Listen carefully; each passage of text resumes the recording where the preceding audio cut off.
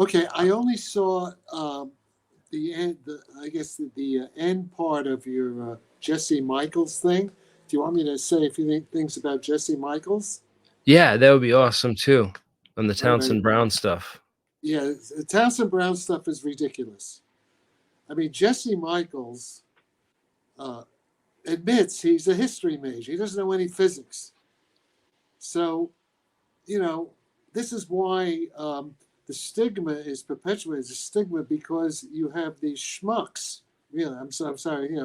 These totally unqualified people pretending to, to be pundits, to be experts, and then when a real physicist, with a PhD from a good university, then sees these things right away, they get turned off.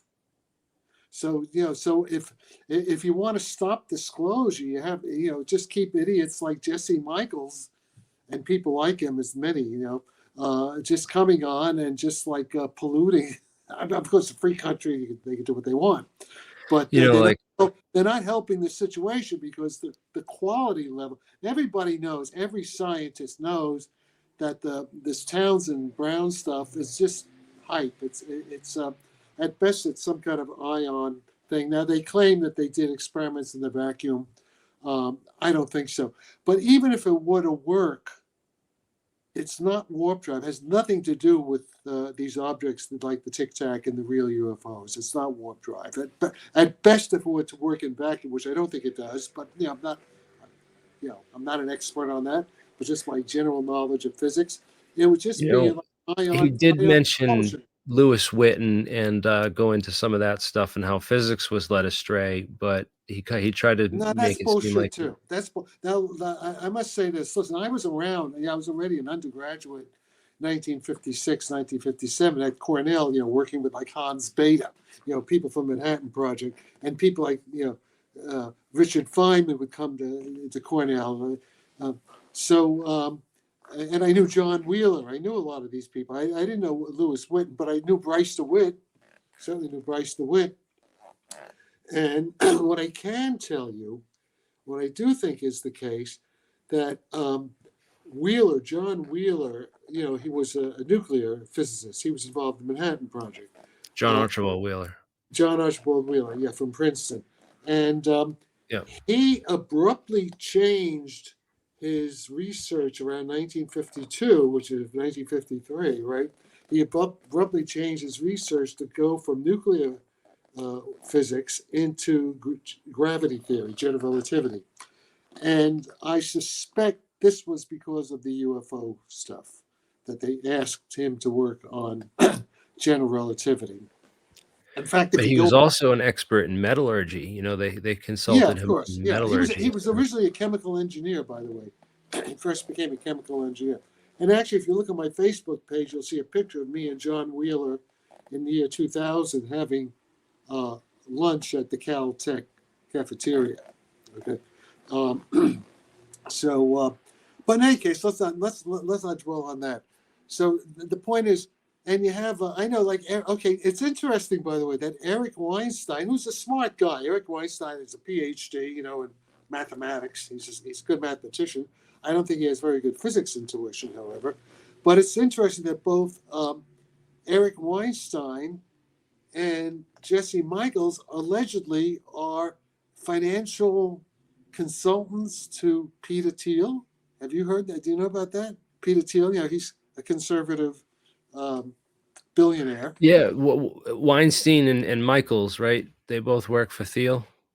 That's what I heard. They're That's both what I heard. financial like people at that company, right? Yeah. So he Jesse makes enough money with his day job that he doesn't Well, like who his knows? interest Who in knows if they paid UFOs him? is Maybe so. And Jesse did send me an email about a week ago, wanting to have a telephone call with me, but I put him off until let's see. There was a Who did he have on? He interviewed somebody, which I want to take a look at it. Do you remember who it was? I forget who it was already. But he interviewed somebody on UFO physics, which I thought was not very good.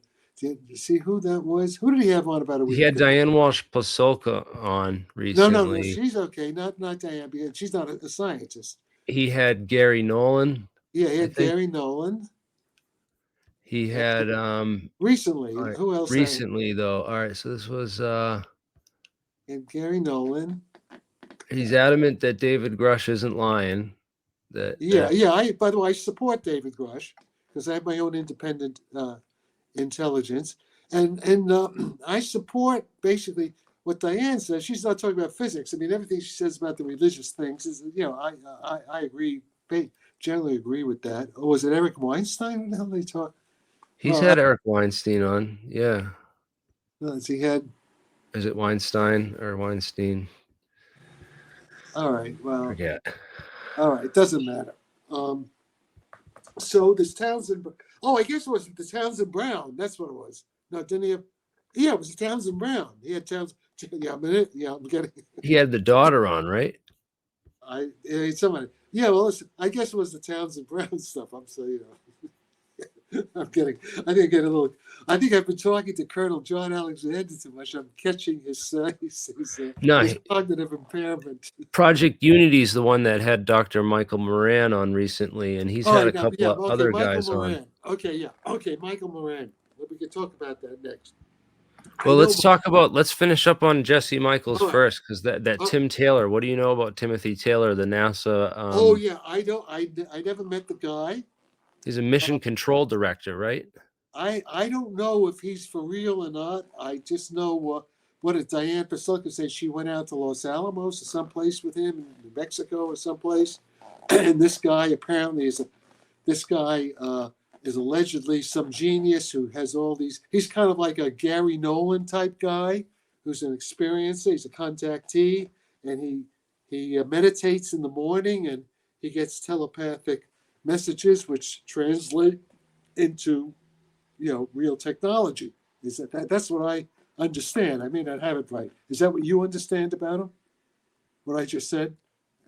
Does that agree with your impression? Yeah, I don't know. I just heard about him, and I haven't really done much research on him. That's the impression. That's the impression I got, and I may be wrong. I mean, I'm not an expert in this, but it's it'd be great if that were true. Be good if that were true, and maybe it's true. I don't know if it's true or not. I'd have to see some of what he did. Now, apparently, maybe Gary Nolan also claims that. I think, and actually, I claim it. It's as though at least it could be just a subjective feeling. But I feel as though I'm also downloading. I feel so all the information in physics that I've been doing is being channeled. I'm channeling it. Yeah, I'm the same way that even CIA John Ramirez. I think they also claim that Jim Simivan from CIA. So we may just be fooling ourselves. I don't know. Depends on the quality of the information. I'm very confident in my physics equations that they're really working out. And so that's the Jesse Michaels thing. Did we cover Jesse Michaels? Do you have more? Yeah, there was the Timothy Taylor, the NASA scientist there, and I don't know much Taylor, about I have him. To see. Okay, yeah. So I have to see. I haven't seen any details about what Taylor has actually done, and if you find any, if I see that, then I can tell. Maybe he's telling it. It may be what he says it is. It may be what Diane Pasulka, I think, alleged it is. I don't know.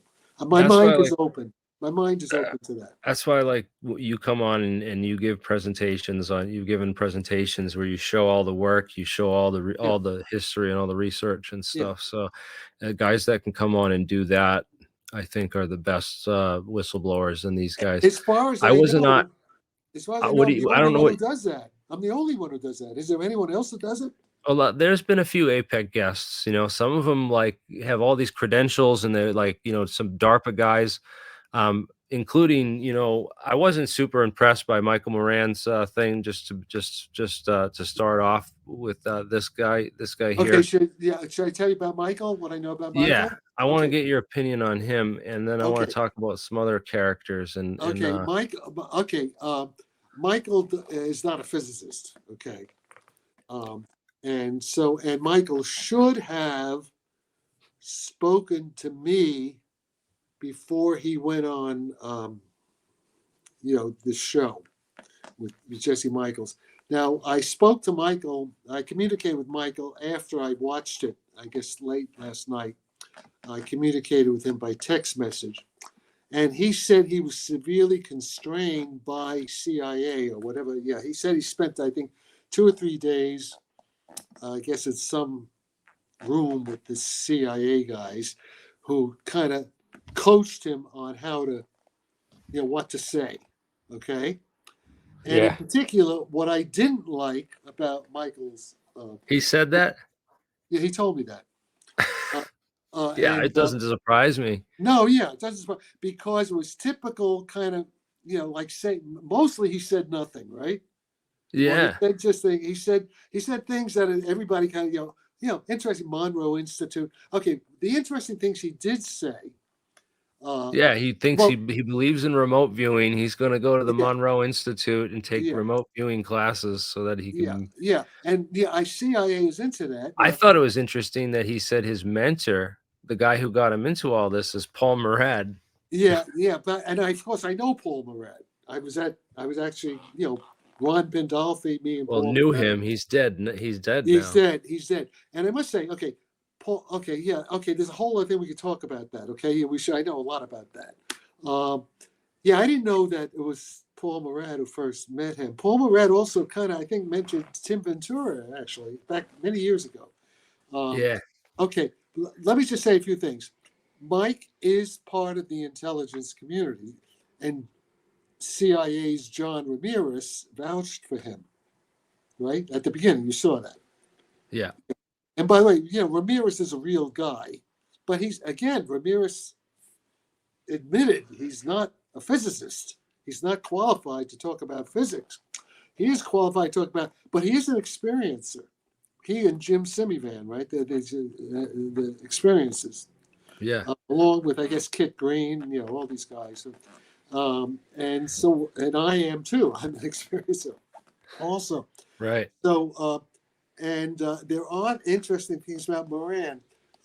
First of all, if you look at Moran, he's genetically enhanced. He's genetically enhanced. Look at him. That's not steroids. He's Come on, genetically he's just a fat Italian. what? No, there's He, Italians like that. Maybe he juiced up or something. His arms are yeah, no, huge no, though. but, Look at the Moran, size of he's that Irish. bicep. Yeah, no, he's Irish, but no, but I know He's things Irish. about. I think Moran is Irish. He's a Unless barrel maybe it's not chest, his real name. man. Yeah. Is he Well, wearing a whatever. bulletproof vest underneath that? No, it's not a Collared bulletproof. shirt? No, it's just that's him. It's bulging. And Like, that was about 2 years ago. That's 3 years ago. What was that? That was like I think it's like January 2021.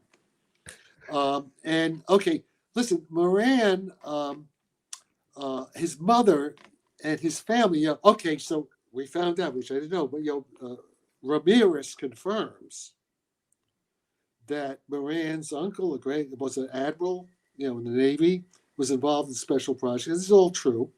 Uh, and it's curious that I'll bet Moran's uncle and great uncle probably knew John Warner's father, who was Secretary of the Navy back then, and who's also a Mellon, like Chris Mellon, and John Warner's grandfather, who was basically OS Paul. Is it Paul Mellon? I guess, who was OSS? Yeah, and both John Warner's grandfather, Mellon grandfather and father, were privy to all this German kind of UFO secret weapon stuff. And of course, it's interesting that Moran's relatives were at the Manhattan Project, where my Cornell professors, of course, like Hans Bethe, Phil Morrison, people like that, Dale Corson, Robert Wilson, God, all these people. These are all my mentors at Cornell.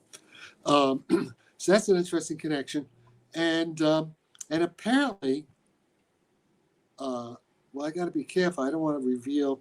Let me talk to. Now I'll have to talk to Moran and find out if I can. Moran told me certain things which I think are true about the circumstances involved with his conception. Okay, which having to do with genetic enhancement experiments that were done, I guess, around the early 1980s in Los Alamos. And also around that same time, I must say, I kind of corroborate, it all rings true to me because at that time in the 80s, I was being supported by Central Intelligence Agency guy named Harold Chipman, who was a chief of station in San Francisco, but he was like a real James Bond guy. He had been chief of station in Berlin during the Cold War. I mean, he's a famous guy, and they wanted me. I met these people. They wanted me to go to New Mexico, and they had this kind of lab under this mountain in New Mexico. I forget and I was supposed to. They wanted me to consult there, and they were doing the kinds of experiments, I think, that led to the existence of Michael Moran.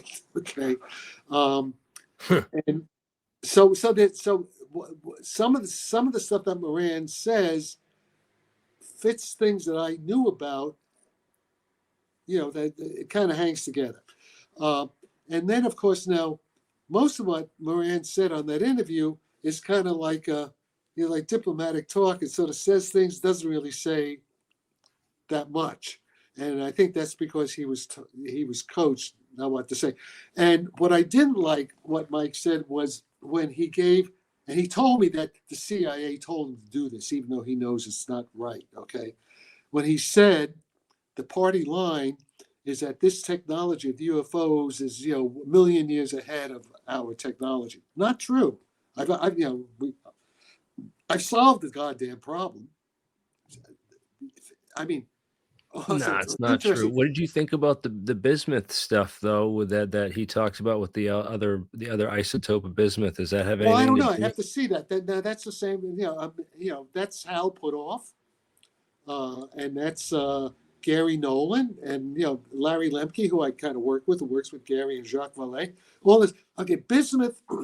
The clues are that bismuth plays a role. It's highly diamagnetic, and that's important. But it's not enough information. It's too vague. Yeah, so bismuth may play a role, but there's that's a complex, condensed matter problem. And of course that's that's the magic sauce. If one finds out exactly what kind of metamaterial to make, which will probably have bismuth in it and other things as well, and how to structure it properly so that it does what I think it should do. And of course, that's worth it's trillions of dollars of technology, and it's also very related to defense.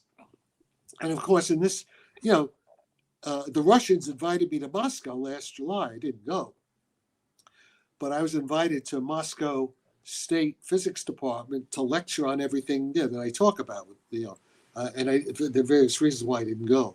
But the Russians, of course, know exactly what I'm doing because it's all pretty public.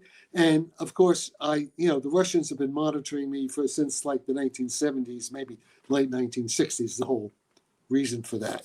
And I was also in the 1970s. I was at the International Center for Theoretical Physics in Trieste, Italy, like in 73, 74, which was a place where there were the Russians and the Indians. Yeah, everybody was there. It was a UNESCO.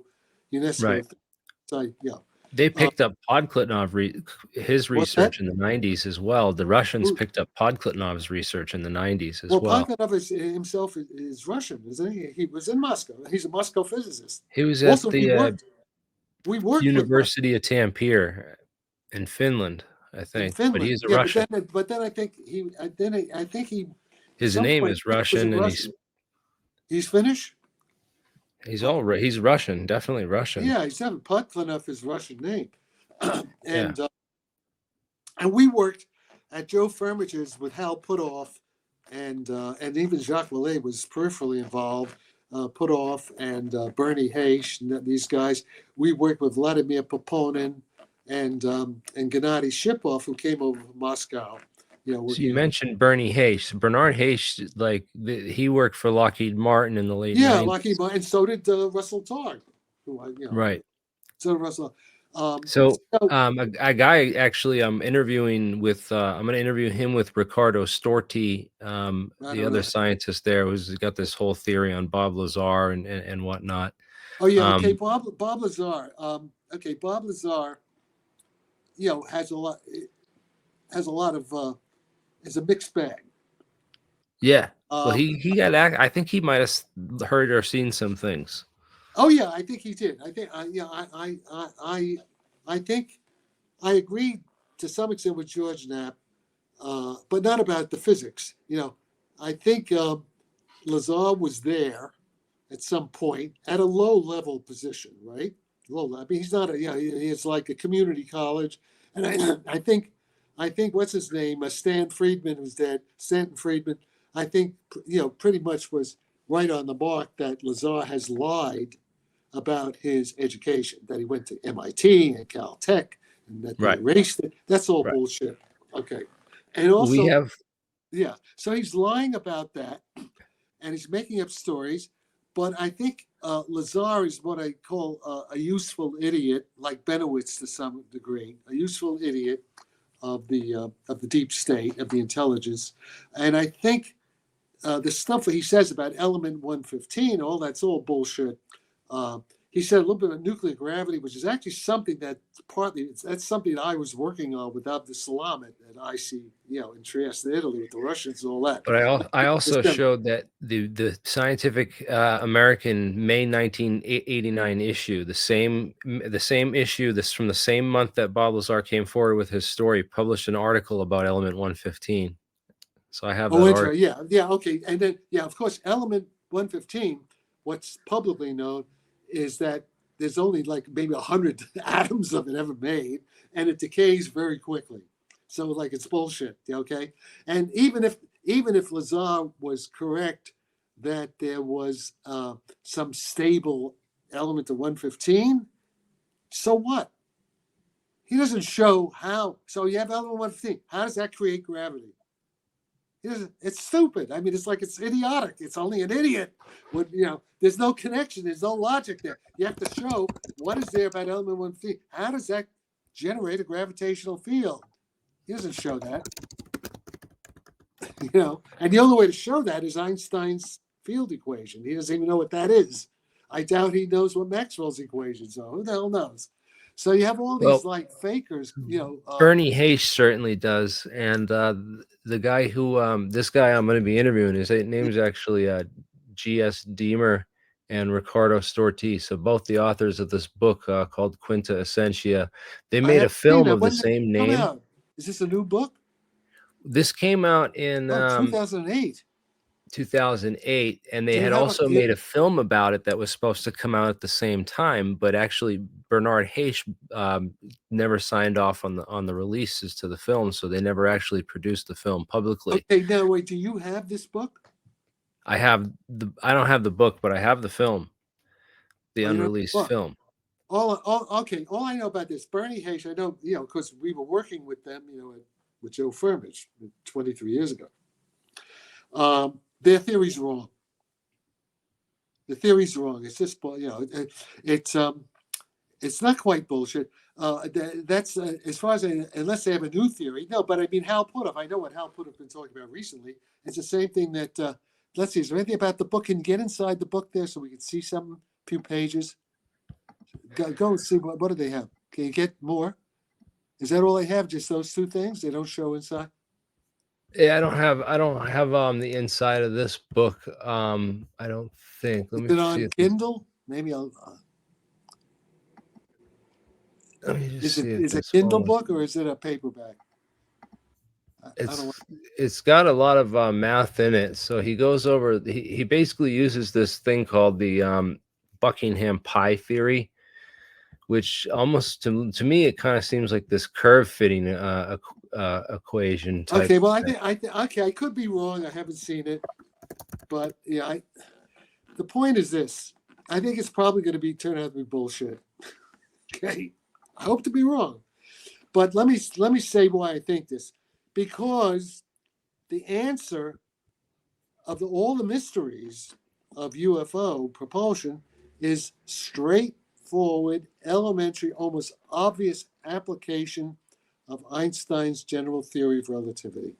The old theory. You don't need string theory, you don't need anything fancy. It's pretty elementary. And the more I get into it, like even recently, last few days, I've gotten new results that surprised me. There's all this stuff. Okay, if you go, let's just go back to the Michael Moran thing. He briefly mentioned toward the end, he starts talking more about my stuff at the very end.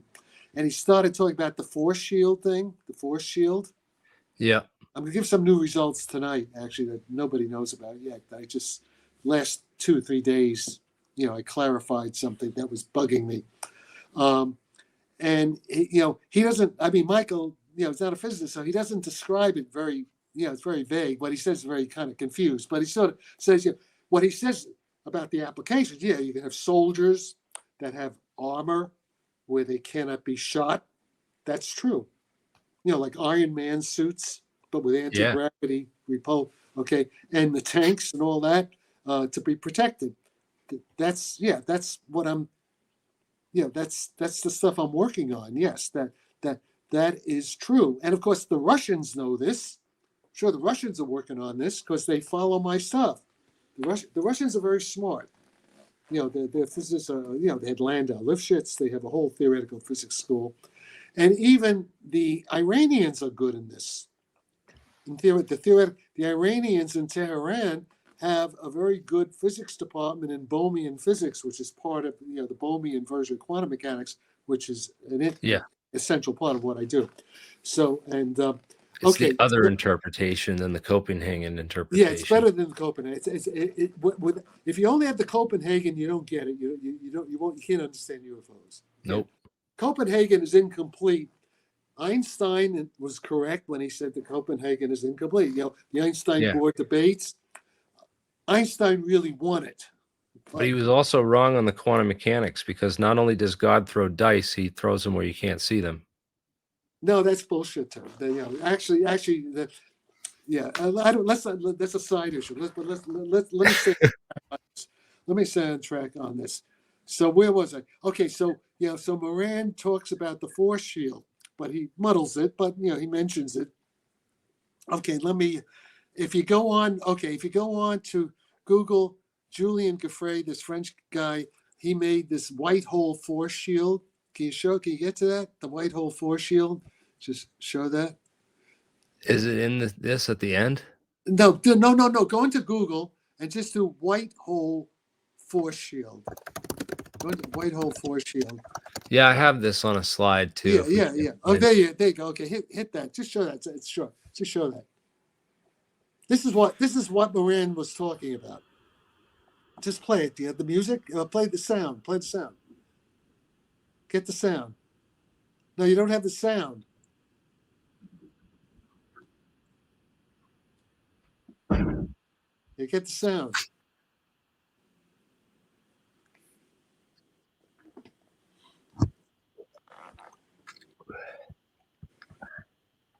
Yeah, how come you can't play the sound on it? Play the audio. Yeah, I don't know what's up with the audio. It's just got music. No, because you have it muted. Just hit that there. You got it muted.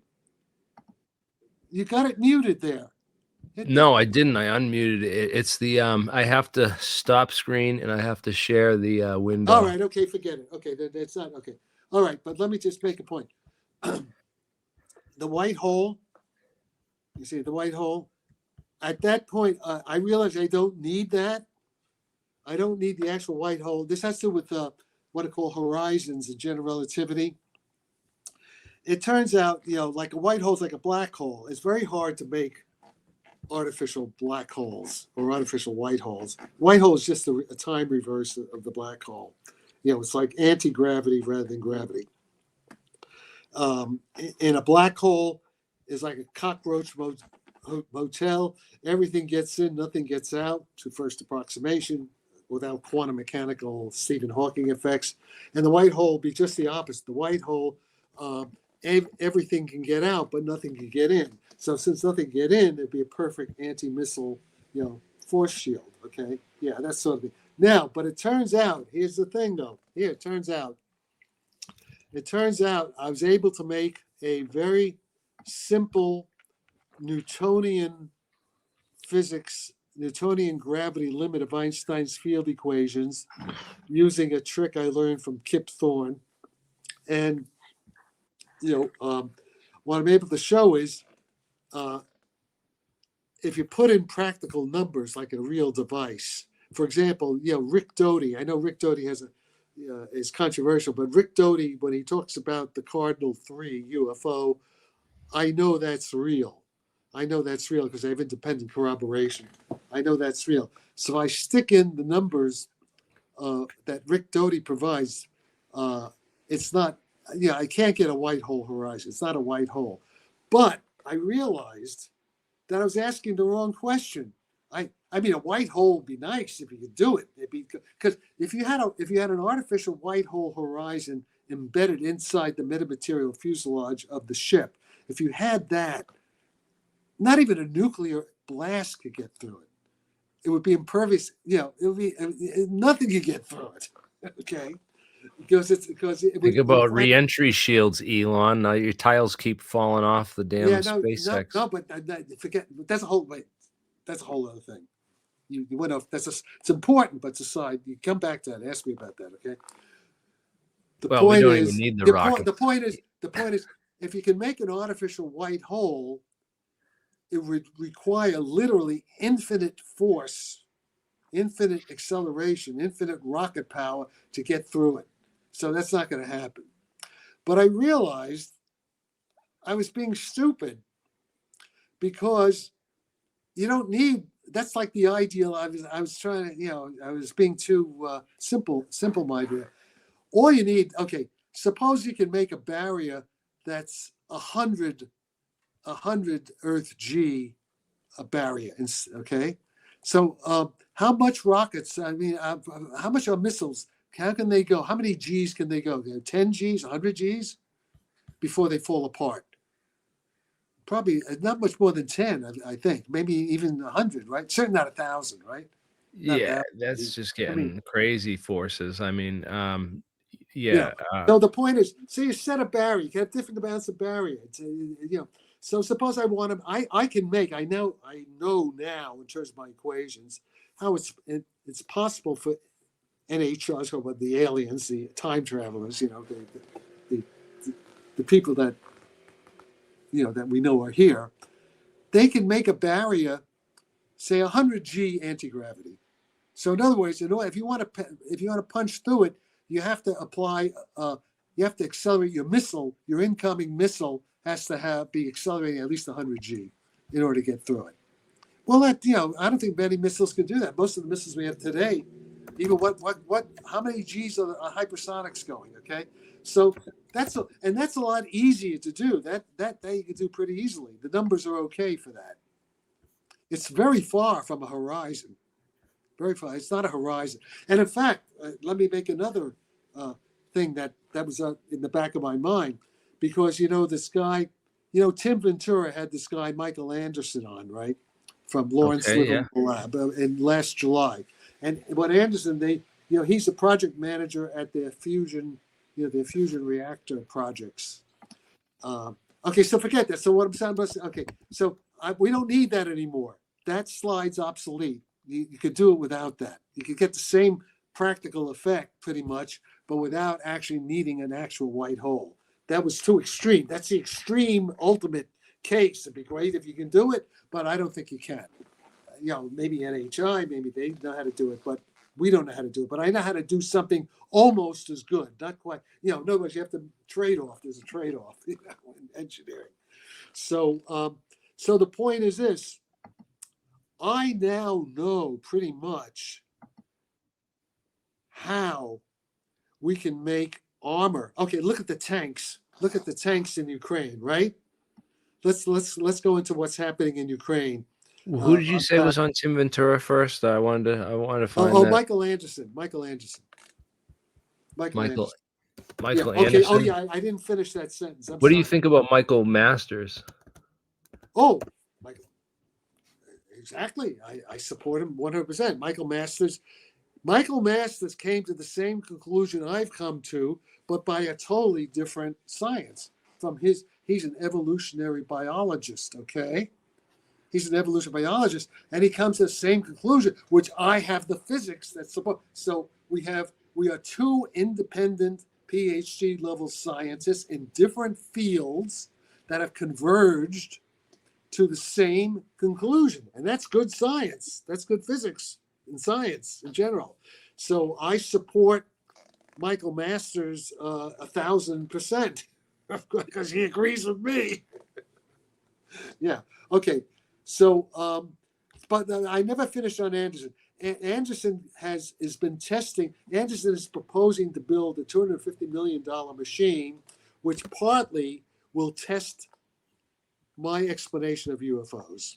And what I was going to say there, he's going to make a warp. He proposes to make a warp bubble. This is when I get back to the black hole and the white hole stuff. Is this Tim Anderson?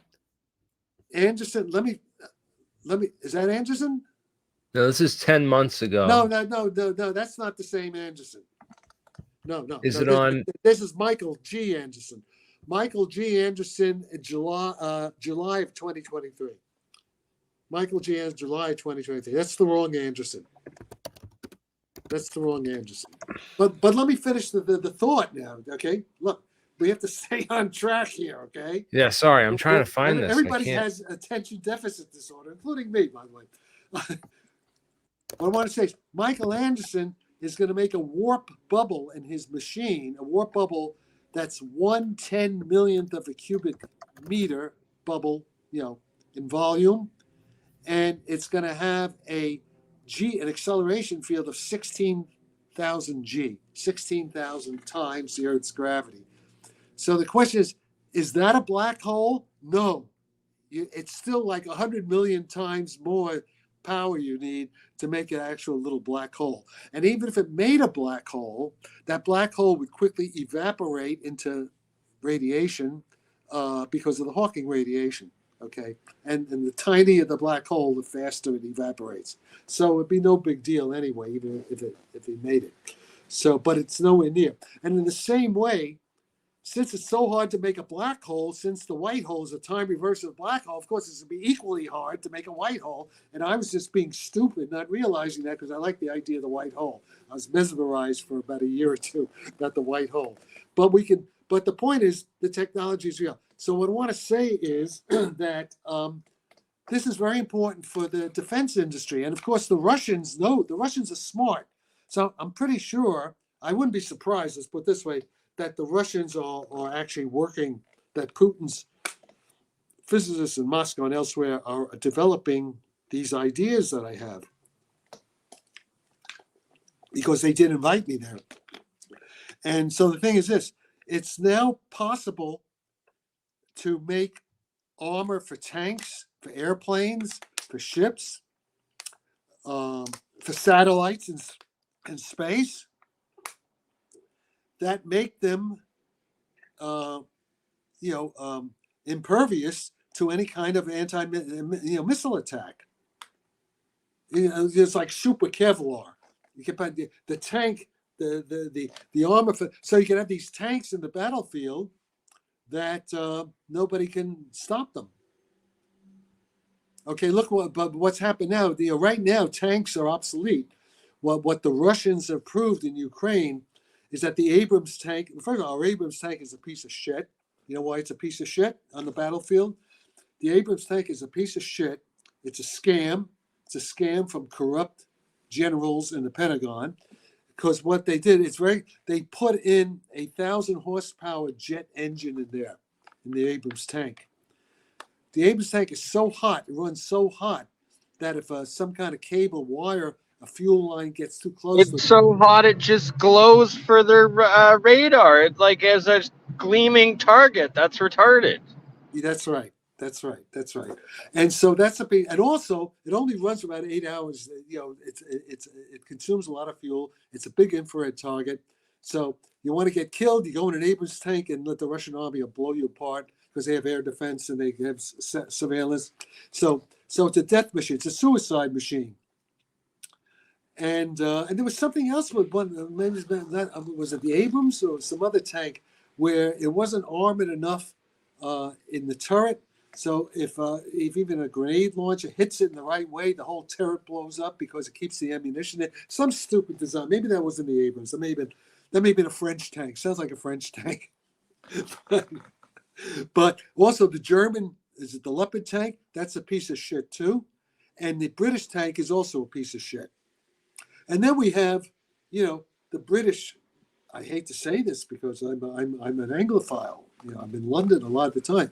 The British military now is a Monty Python joke. I think who says this? He was either Colonel Wilkerson or maybe it was Douglas McGregor or Larry Johnson, one of those guys, former CIA guys like Ramirez and Simi Van. He says like a Monty. So they have the British Defense Minister, Lord, I forget his name, Sprague or something. No, it's not Sprague. In any case, they go on this nuclear submarine in the British Royal Navy, and they try to launch, a nuclear missile, and the thing isn't done. It just drops. It's like somebody said that it's like they need Viagra. It just couldn't. Right, and that goes along with their brand new aircraft destroyer. The engines don't even work. It couldn't even get out of harbor. Yeah, that's true. The aircraft carrier too. Their aircraft carrier. What people aren't talking about is the fact that they can't even, the U.S. and the U.K. combined, the supposed naval powers of the world, can't even fend off these Houthi Yemen, of course, like gang ragtag, like rebels. They don't even own the whole country. They don't even control over half a country of Yemen, the poorest country in the Middle East, and we can't even defend our shipping against that. That's true. And also, by the way, Kevin Day, Kevin Day. Kevin Day was the radar officer on the Nimitz, reported with Commander Fravor. Kevin Day reported the original incident with the Tic Tac. Kevin Day just today sent an email. He said he's in touch with Navy people on the ships. All this woke business bullshit that Lloyd Austin, who's a complete incompetent asshole, and corrupt asshole, this Lloyd Austin, with the woke and the DAI and the affirmative action, all this bullshit, that real soldiers and real sailors, they don't want to join the American military anymore. They can't, because they don't want to put up with this nonsense. So we have an incompetent military right now under Joe Biden's thing, an incompetent military. And here we're threatening Russia. Russia will wipe the floor up with us. We have no defense. We have no defense. Yeah, they're going to, and yeah, the war that he started in Ukraine and the war that he started in Israel too that was all the weapons that he left behind in Afghanistan when he pulled out of there. But Joe Biden, yeah, and the point is, they claim Putin started the war. No, we started the war. And actually, the war was started already by Victoria Nuland under Obama, who went to Ukraine in 2014 and who engineered the coup d'etat against the Ukrainian president who was supportive of Putin. Okay, it's a mess. It's just a mess. Everything. Yeah, let's focus on the physics and how to get the humanity out of this. Okay, but the reason we were talking about is that we now have the armor, the anti-gravity armor. I know how to do that now with the equations. Well, can it make things invisible too? Didn't I send you the paper? I sent you a PDF. Didn't I send it to you earlier today? Do you have a PDF for me? Why don't you show that? Shows the math. Shows you how the armor works. I thought I think I do have that. Hold on, Jack. You sent that look at earlier the emails today. I sent you today. There should be a PDF there. That's the Creon, not the Creon Levitt thing. It might be. I forget. It might be. I think it says just today, earlier today. I'm pretty sure I sent it several times. I have like so many emails. Okay, just today. Just look what happened today. Just read them off. Read off the titles.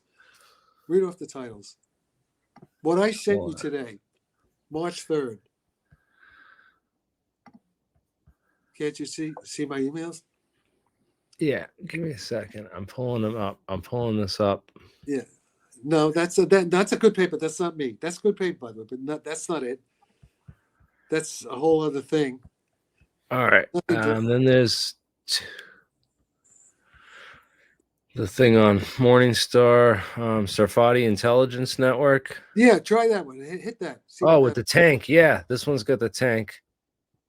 Yeah, with the tank. That should have the paper. There should be a PDF attached to that. I don't want to share There, your. PDF. Or okay, okay. What else? Or maybe they were just yeah. Show that. Yeah, this is what Moran was talking about, but he didn't say it right. Okay, this is what Moran was talking about. Oh, there we go. There we go. There we go. There it is, right there. That's it. So yeah, there is. So there. This is the intro. Let me see. Is this the old one or the new one? I've been fixing it. Yeah. That's just a general intro. Keep going.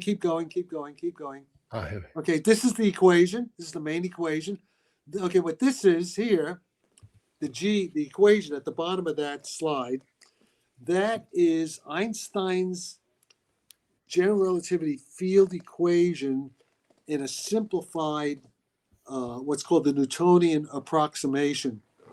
That is for, it's it's not the field equation, but it's a corollary. It's what you get from the field. This is the acceleration field from a gravity potential phi with this additional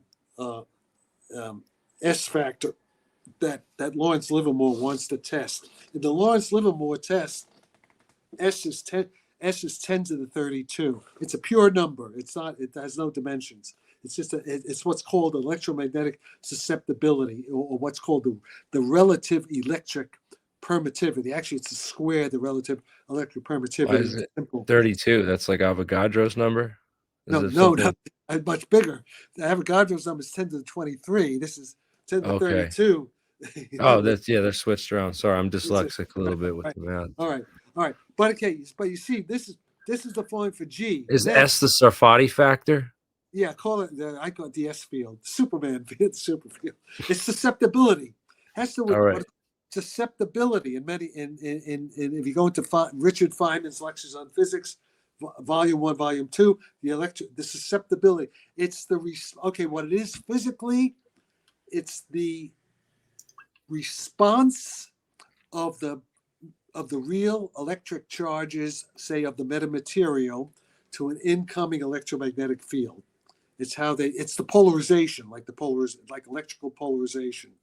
Okay, it's like that. That's dielectric, like the dielectric response, or you could say the dielectric susceptibility, which is just a pure number. It's a ratio. It's the ratio of the electric permittivity of the material divided by the electrical permittivity of the vacuum.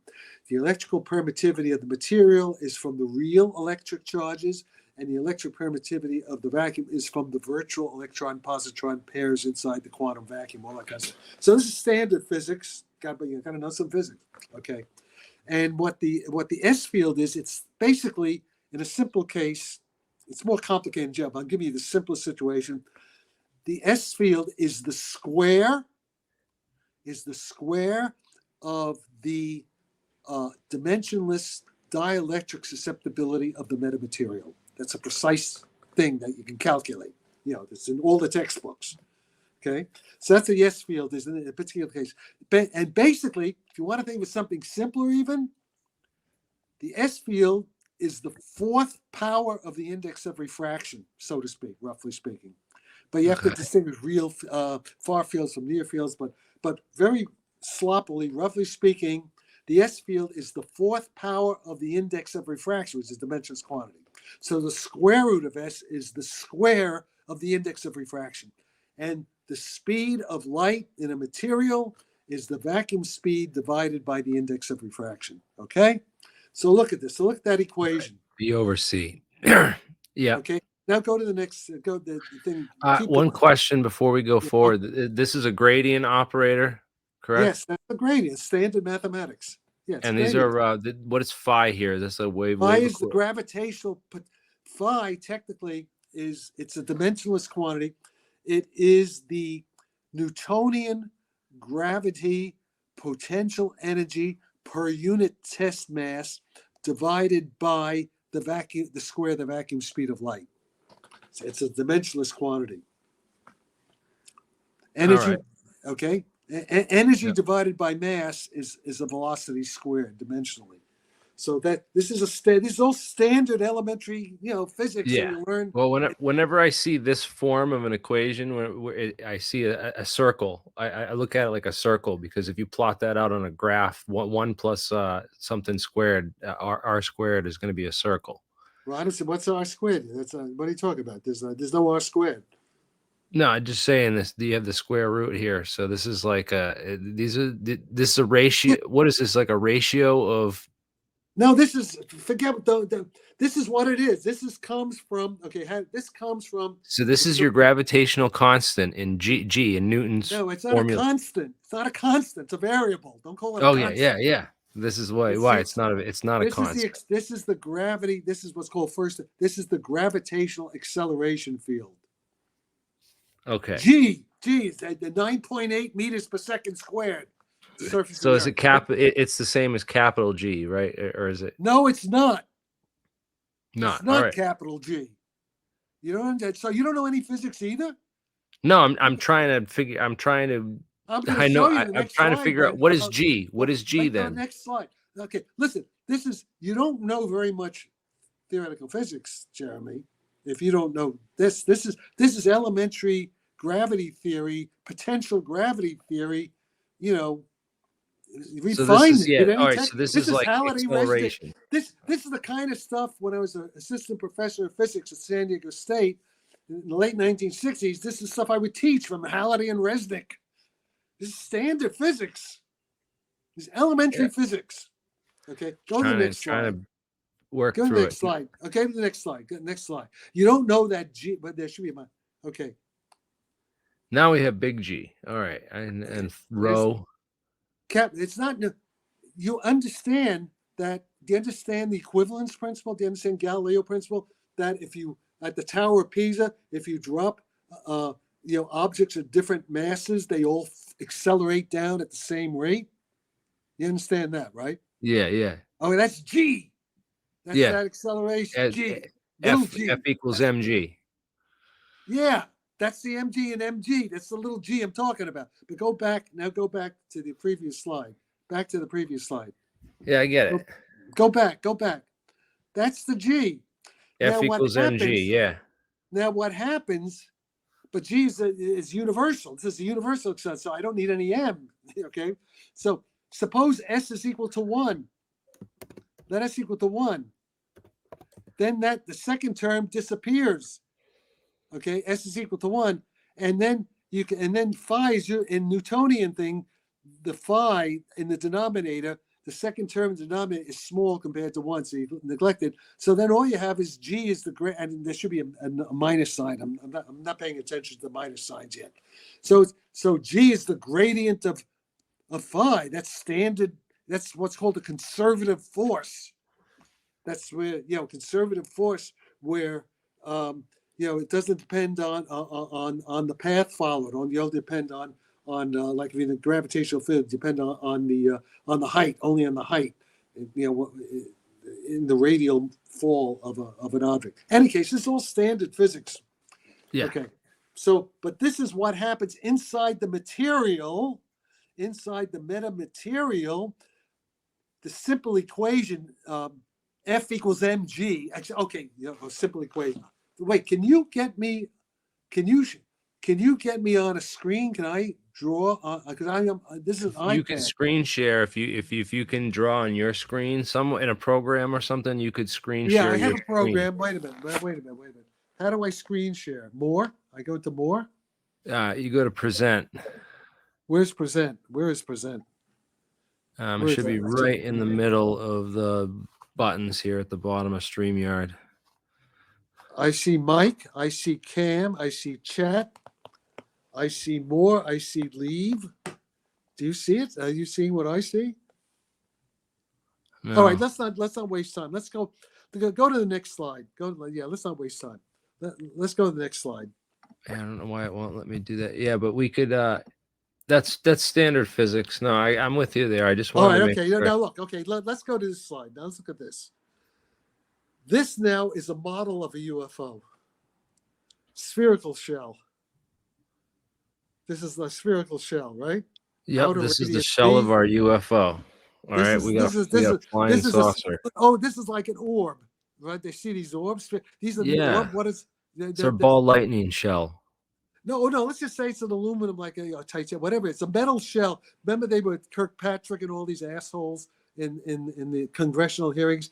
I think even that idiot Kirkpatrick admitted that they're seeing all these like little spherical things, right? So this is Yeah. that.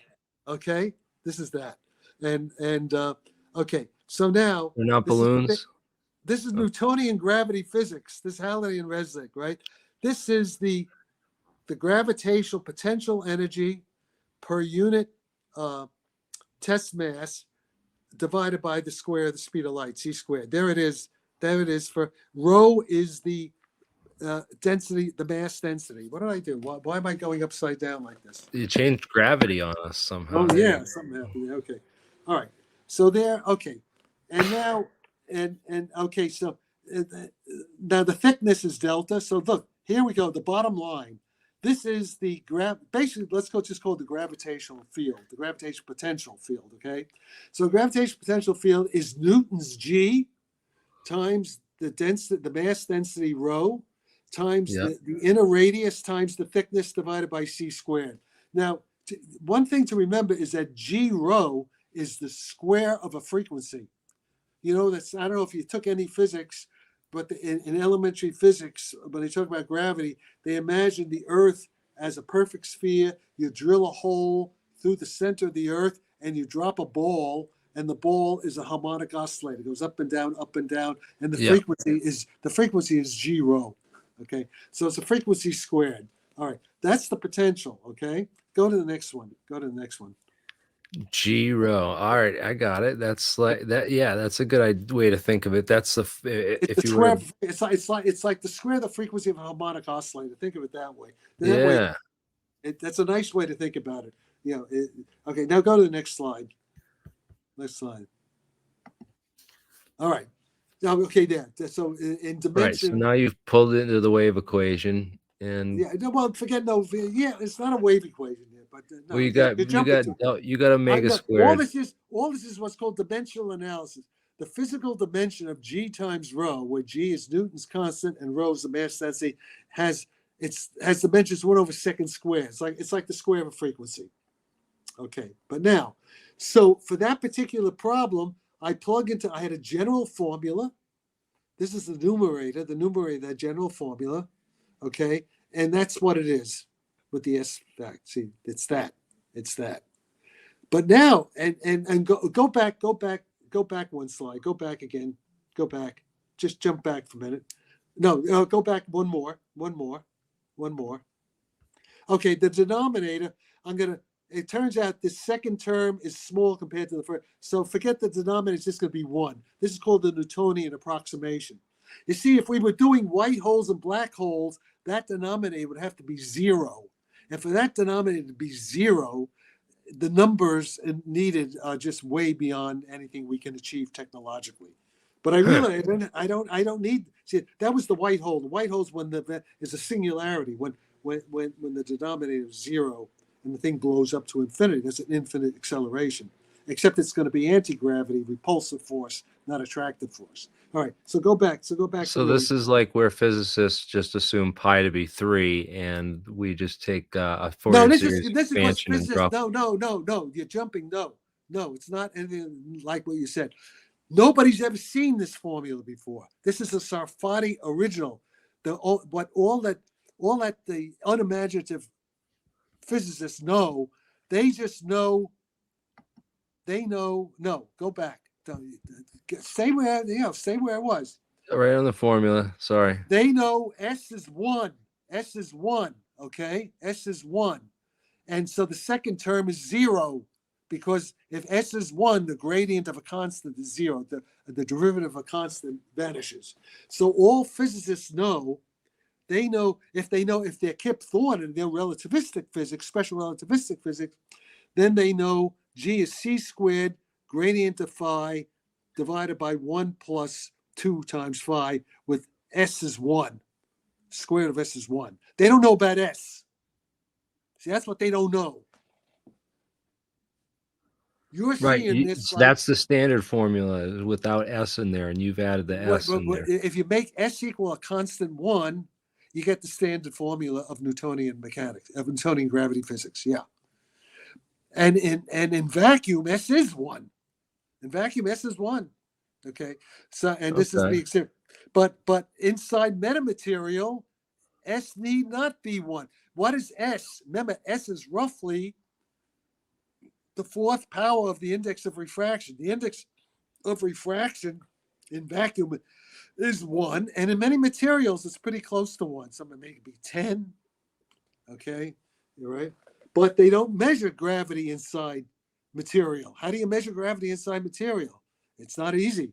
What they normally measure, you measure the acceleration of gravity, you measure it in vacuum or in air. You measure, the acceleration of falling objects. How do you measure it? Or you have accelerometers. Okay, so I suppose it'd be interesting. How could you make tiny accelerometers inside different materials, like metamaterials, and measure the local G in there? I don't think has anybody ever done that? I don't think so. They've done Cavendish measurements, but that's all outside with steel balls, and it's all pretty primitive. So the point is, there isn't much known about how gravity works at the small scale inside matter. Okay, that's unknown physics, really. They just it's not, they make little models. So there's a lot there that's not known, and of course that's the whole secret. That's how these NHI, that's how these tic tacs work, because they know that physics. And here's the beginning. This is just the most elementary extension of Newtonian Einstein gravity theory inside matter. Okay. Now, how do we change S? What? So how do you so you're going to have to be able to change S in your craft. Yes. S is control. It's a control parameter. That's correct. And how do you make S? To make S is complicated. But I'm saying this is now, before we get into details like that, you first have to have the general concept. So let's not worry about. That's technology, right? I'm doing conceptual physics here. There's a difference. First, you do the simple concept. You got to get the concept. There is S. Nobody even knew there was an S. They didn't know that there was an S, which is related to the index of refraction. Nobody thought of that. Now, this is original physics. This is not some schmuck, unimaginative hack mind repeating what he read in a textbook. This is original work. Well, this is like where you show that, this is like where you show that the old physics is just a small case example of a much larger physics. Yeah, this is the extension of a fairly standard thing. If you read your textbook, they'll have G is C squared gradient of phi. You'll see that. And then if they show a strong field version, they'll have the denominator.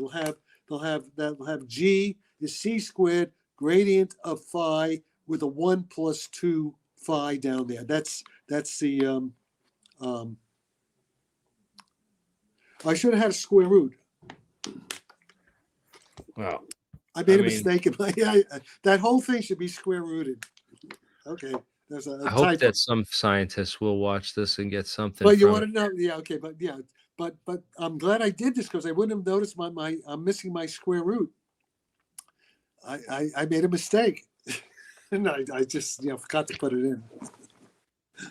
So this is good. I'm glad I did this, because I got to now fix that. There should be a square root there. Oh, good. This is why I'm picking it apart. I'm trying to, Yeah, that should be the square root. That should be. I do know physics after all. I found your mistake. Yeah. No, I found you didn't find. I found it. Okay, good. I helped you. But the point is, the reason I didn't notice it. The reason I didn't notice it was because I said, it's equal to 1 anyway. I neglect that term, so the square root of 1 is 1. So it's not going to make any difference to the original thing. So that's a typo. Got to fix that. Yeah, but Good. now you have to credit me as a co-author in your paper. But I will say that I was also here. if I wasn't screaming at you, Durham, if I wasn't screaming, and by the way, it's interesting, nobody else noticed it. I had to correct my own mistake. It wasn't like some of these assholes like Eric Davis. He should have right away come in and said, "Hey, Jack, you see, you don't even know what you're doing. You should have had a square root there." But he didn't know enough. Or any of these guys who looked at, they didn't know enough physics to see. I made it. Yeah, it was a stupid error. It was just, it's a type. I meant to draw square root, and I forgot to do it. And then, and then since I don't need it anyway, it slipped my mind. But so that should be a square root denominator, but it doesn't matter. So let's go down. Let's go down to the essential point. Let's go down the essential. Okay, go next slide. Okay, right here. Yeah, no. One up. This one. Stay there. So the point, we don't need the denominator. We don't need the denominator. So then what's A here in this? So this is just the numerator. A is the radius of the shell. Okay. That's the size of the ship. That's in Rick Doty's Cardinal 3. A from here. A is like 10 meters. It's 30 feet roughly. 8 meters, something. Yeah, it's like 10. It's like 35, maybe 30 feet. Maybe say 10 meters. A is 10 meters. And delta is the thickness of the fuselage. So it's a centimeter? Say it's a centimeter, 1/10 of a meter. Okay. And so, so what we want actually is the limit of S going to 0. This is a limit. See, with warp drive, it's very different from warp drive.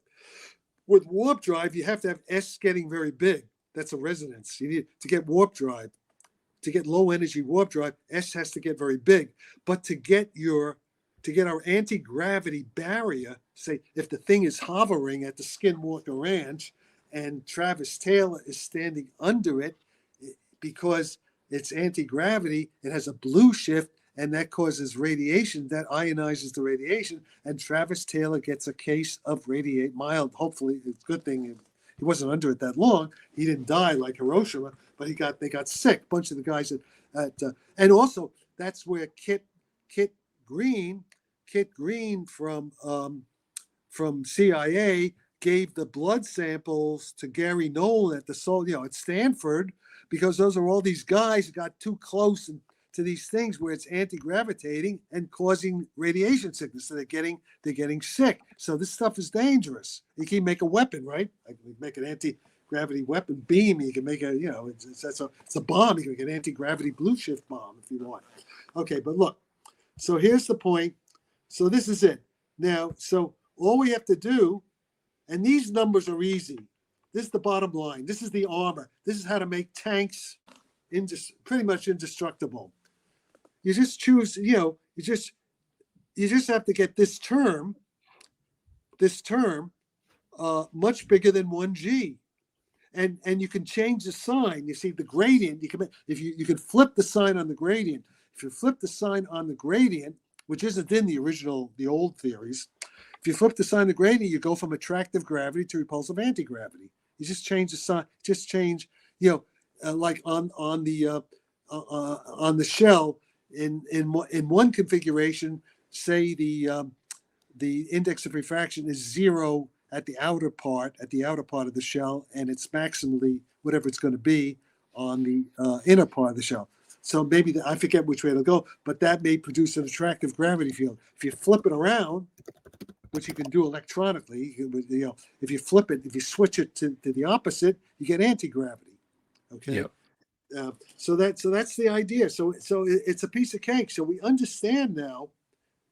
There have been anecdotal reports of the military shooting missiles and shooting bullets at the UFOs, and in the advanced UFOs, the bullets bounce back that they have. So this is what they have. Also, Larry Lemke has some evidence about retrieved UFO materials, which if you try to touch it, you feel like an anti-gravity repulsive, like a tingling. So it has this effect.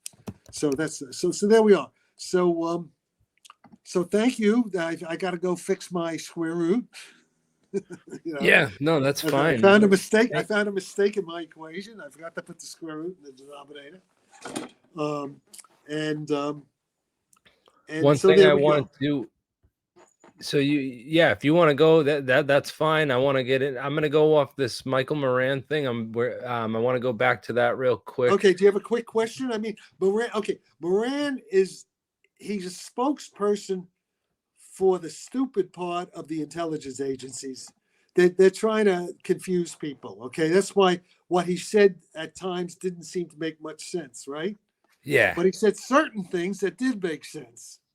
Well, that's the What is thing is disinformation is truth wrapped in a bodyguard of lies, right? So some of what he says, yeah, he's trying to say things, but he's constrained by number one, he doesn't know enough physics to say it properly, because he should have been coached by me before going on. Except he said the CIA told him they don't want the truth known about this. They don't want it known. So who knows? Because it's the blind leading the blind. The guys in the intelligence agencies are a bunch of assholes. They're stupid. yeah, it's crazy because his boss was Paul Murad, and I thought that was interesting because Paul is like he's got this great resume, awesome Yeah, resume. okay, Paul. Let me tell you, Paul was the real thing, but Paul, first of all, Paul was a physics idiot. Paul didn't know. Yeah, Paul was a ballistic. He was a missile guy, and I think he knew how to shoot a missile and how to plot the trajectory, stuff like that. But he didn't understand general relativity. He didn't understand gravity. He had a very superficial understanding. And I know Paul right. very well. He's a nice guy. Nice guy. Yeah, he's a super nice guy, man. But like, yeah. for But this he's guy, another his schmuck. resume was absolutely incredible. But he like bombed on APAC, man. He like, and I was like, just like, there's so many better physicists, and like, Okay. the Well, information he was putting forward seemed like it was all disinformation. It's like he talked to his bosses at DARPA, and they were like, "Listen, this is what you got to okay. do." The problem is, let me tell you Like what the main. he was nervous or wasn't the normal info that you would do, sort of thing. Like, Okay, Yeah. well, if wait, I someone don't like know. that would have a presentation that they're comfortable with, they're This guy fluent. worked on like all these projects that I wanted to ask him about, and he did a whole like hour on like UFO nonsense and crazy remote, like it was like all the most out there You stuff, mean the same but thing that Mike Moran was talking? yeah, it's like some Because of that's some of the stuff was, I was just like, come on, man, like, like this is not, okay. Well, when was this? When was this? When? Paul Moran. It was like one of the first ones. It had to be back in like 2020, 2021. Like, Okay, but he was know? already dying then. He was already sick, so he made Yeah, that it up. was right before he was dying, and I Okay, was like waiting for this tell-all deathbed confession where he was going to be like DARPA this and that, and it was like, okay. Listen, I spent a lot of time arguing with Paul Moran. He knew Newtonian mechanics. yeah, He knew electronic. He knew missile system. He knew weapons. And he was a soldier. He was a soldier. So he's kind of like Louis. Paul Moran was kind of like Louis Elizondo. Okay, but I don't know if Louis, but I mean, Paul Moran knew certain things, but he didn't know the kind of physics required, like what I'm talking about. He didn't know any. He didn't understand Einstein. He didn't understand quantum mechanics very deeply. He understood a little, but he's probably smarter than most of the idiots at DARPA and in the CIA and in they had to do computer. They know how to do. I mean, he electronics got that stuff. position for a reason. They hired him for some reason. Yeah. Well, the point is that the military is not very competent in general. They're competent in certain things, but they're not competent in these things. No, not at all. So They're competent at giving us disinformation. That's for sure.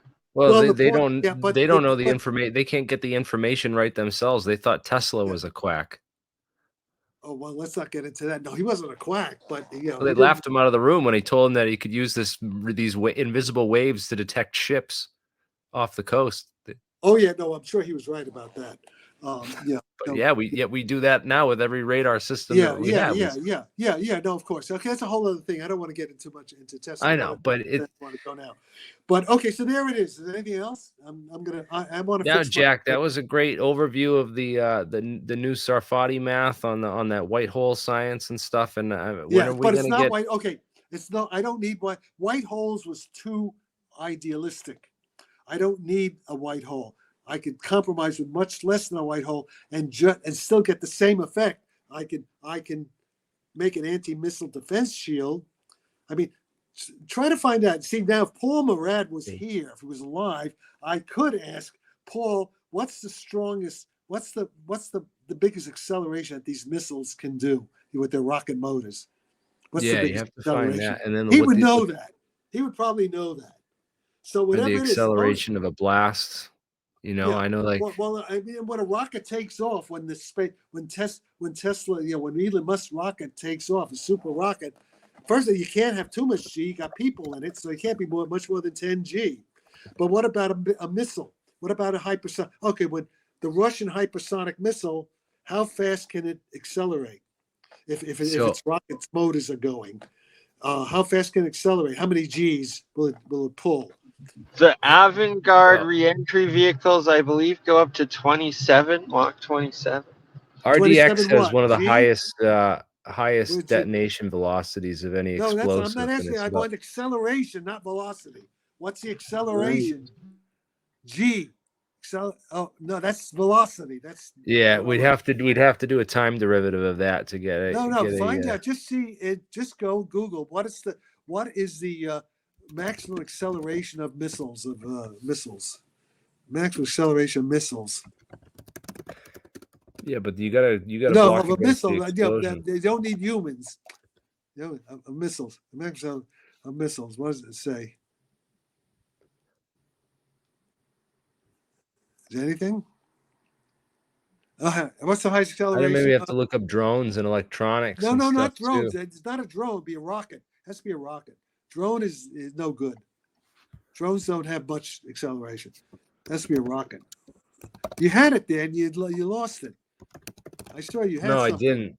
I'm looking at. I would like Yeah. to see a G-force scale visualized or something. I don't know. I'm No, trying to no. find Just it. find out what's the maximum G force on a missile, on a unoccupied missile.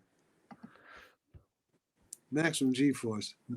G force. No, that's velocity, acceleration. What's Yeah, the I know it's not. acceleration? I can. I mean, I'm working with Google here, Jack. What's the maximum acceleration? Google's a piece of shit too. Let's see. Yeah, it's not Let very me good just for what's the research. highest acceleration? Oh, here it is. What's the highest? Right there. Quote. What's the highest? Right there. Hit that. What does it say? 100 G. 100 400 G, G. 400 G. Okay. 400 G. Okay. So 1,000 G will stop anything, right? An anti-gravity field at 1,000 G, and we can do that. Yeah, if you could get it to 1,000, right? Yeah, we that can would get it to stop. 1,000. I think we That's- can do it. I think that's doable. So in other words, if we can make tank armor, metamaterial armor, that's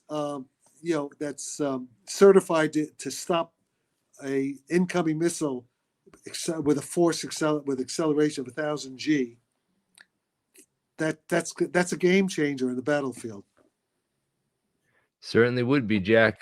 Let's get in the lab and Now you build can it. be Man. no, I don't get in the lab. I did my part of the job. I don't need a.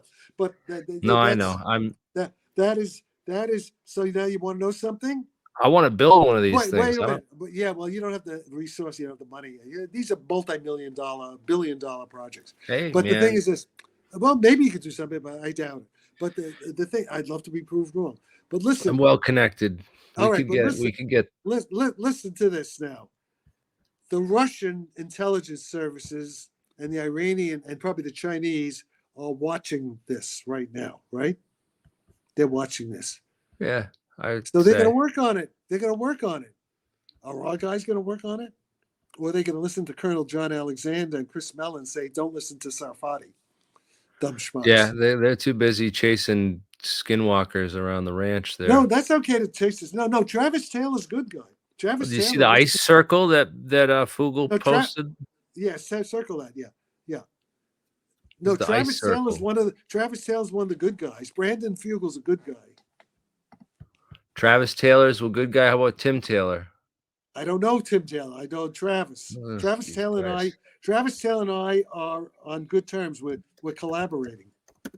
And what do you think about Brandon Fugel? What? Brandon Fugel. Yeah, Brandon Fugel. He's like Bigelow. Yeah, he bought the ranch off Bigelow. Yeah. And they're all Mormons, They're all Mormons. Big Mormon money guy. Yeah. But he's posting these pictures. I don't know if these are new. They look old, but these. Oh, I don't know. guess Yeah, they're- I haven't had time to watch all that. Okay, listen. Is there anything else? I'm going to get off. Thanks for. I'm glad I discovered my error here. Any other quick questions? I've got one. In your opinion, Jack, has the West and America really fallen behind in the technology, like with hypersonics, compared to Of course we Russia, have. China? Of course we have. You know why? Because Lloyd Austin isn't sure what bathroom to go into. Right? The Like Secretary a of guy on Defense. his deathbed in charge of the nuclear codes and doesn't even notify the government that he's in the hospital while Listen, simultaneously coming out and saying that if Ukraine loses the war, NATO is going to war with Russia. yeah, Like, we have a bunch of incompetent idiots in charge under Joe Biden in the White House, but also, I'm sorry to say, at 10 Downing Street, the Ministry of Defense in London, Macron's an idiot. Macron's an idiot. A little schmuck. Little well, he French was schmuck. always a bought out Rothschild plant, Yeah. wasn't he? Oh, yeah. From the Whatever he bank? is, whatever he is, whatever he is. I don't want to say what he is, but and then you have these German generals, thinking they were back in the Hitler days, talking about how they're going to shoot missiles and break down, explode the bridge, that Putin's bridge there. And I think, come on, I mean, what's with these schmucks? I mean, if Putin wanted to, by the way, all Putin has to do, he doesn't even have to use nukes. All he has to use like a 1,500 pounds of TNT in one of his supersonic missiles. He hits the Ministry of Defense in London. I hope it doesn't happen, but he can pinpoint. He can hit the Elysee Palace. He can hit the Berlin, the Bundeswehr. He can hit the Pentagon. He can hit the White House, and that's it. It's all over. And What I are they hope going to do to then? God that he What are would they do going to do that then? before nuking the rest of us. Well, And I no, think he's without like nukes. competent enough he might. I'm talking about without nukes. Yeah, no, that's what I'm saying. Like, hopefully he would choose that and like Oh, of save course he would. humanity Of course he over would. nuking the world. Of Like, course, if of it course comes he to that. would. Of course he would. You know why? Because the NATO, sadly, we are bullies. We're like schoolyard bullies. Yeah. That's what happened. And when push Policemen of comes the to world, shove, and when push comes to shove, and they see actual blood, then they'll just surrender. And the point is, we're wrong. You watch Colonel Douglas Wilkerson, you watch Scott Ritter, who? you watch Larry Johnson, and they explain what the hell's really going on. It's terrible what we've done. We're the aggressors. We are the aggressors. I hate to say this, but we're the bad guys. And I'm not an Asian food. I'm an American patriot. I grew up, America. I was a Boy Scout. I was a Civil Air Patrol guy. I was in the ROTC. Oh, I agree with the bad guys. Definitely. We're the bad guys because we let a bunch of schmucks take over. Well, in any case, that's it. That's it. So, all right, I got to go back and fix my equations. Awesome. Thanks, Jack. Thanks for joining us. It was good to hear your perspectives. Okay. Awesome. Bye. Thank you so much. All right, bye. Later. So, That was awesome. yeah, that was cool to have Jack on again. So back to all this stuff. There's a couple things that I wanted to talk about. Project Unity, who also posted that Mike Moran interview, he posted this video here, which that is interesting. It shows that there's these laser weapons that won't affect blue, and Really? Oh wow! So this gives credence almost to the Hawaii fire. Yeah, that's what they're trying to say, man. But there's something weird about this. And someone mentioned that the blue cloth looks like it's wet, which it kind of does. And it also looks like it's giving off steam. And also on all the other things, he leaves it focused on one spot for a long time. But on the blue thing, he doesn't leave it really focused on the same spot for like a super long time. But then again, he doesn't, it doesn't take much on the other stuff to light up as soon as he moves it. Yeah, It's burning it. That's weird. But then there's people are pointing out the blue umbrellas weren't burnt, the blue cars weren't burnt, and the houses with the blue roofs weren't burnt. Well, yeah, if it's a UV laser and it's blue, then it affects it differently, I guess. Absorbs or deflects it somehow. Well, blue things are blue because they reflect all the blue light. The other Yeah. things are a different color because they Yeah, it's absorb those reflecting the colors of light. UV then. That crazy. So We're I don't gonna know. It's that definitely deserves being tested. That deserves being tested. it deserves being tested. It definitely deserves being checked. You know, to look into. But yeah, you also notice that he doesn't stay focused in a single. Well, he kind of does there, but it kind of almost heats up for a second at the end there as he pulls away. You know, but it almost looks like you can tell that, and then the creases in the cloth too. It looks like it's wet because you see steam coming out the creases. So you look at where the creases are, like it's like air pockets, and the steam starts coming out here.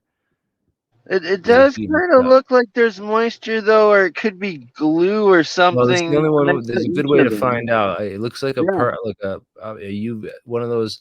I found a company around here that does this. That has one of these lasers for cleaning rust off of auto body.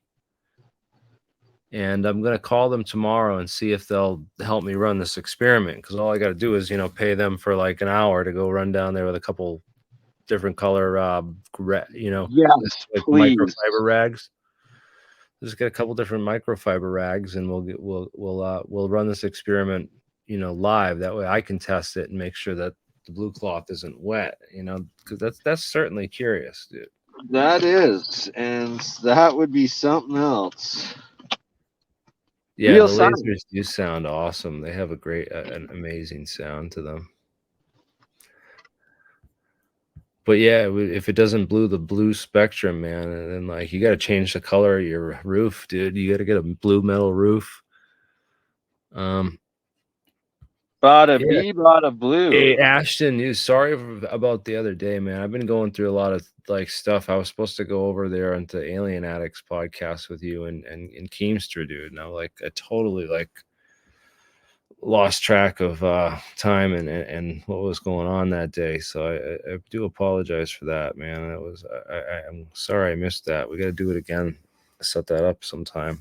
I'd love to host all of us again sometime too, if you can make that happen. Yeah, man. I gotta do more. I have all these And ideas in my shout head out about. to Mark Soko. We got to have him on with Ashton as well, and they just did their Ashton's Hard Truth episode podcast together. He had Mark Falcon Space on. I looked up these lasers, and they're like 10 to 20 grand. So it's not worth buying one just to run this experiment ourselves. But like I said, I can get at one of those places to probably do it. It was what I'm going to try to do. But yeah, I thought that was worth mentioning anyway.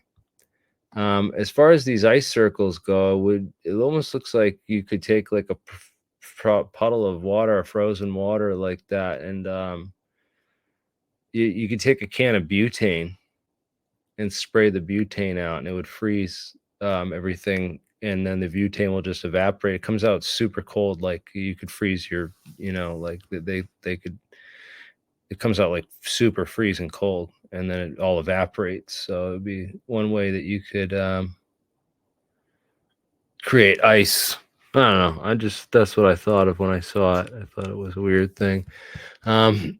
The other thing was, maybe it's a UFO landing, and that's what it does. It freezes the stuff. And the other point I was trying to get out with when Jack was on earlier, that Ricardo Storti and his co-author here, who will be joining me later this week, hopefully, providing Ricardo's health is okay.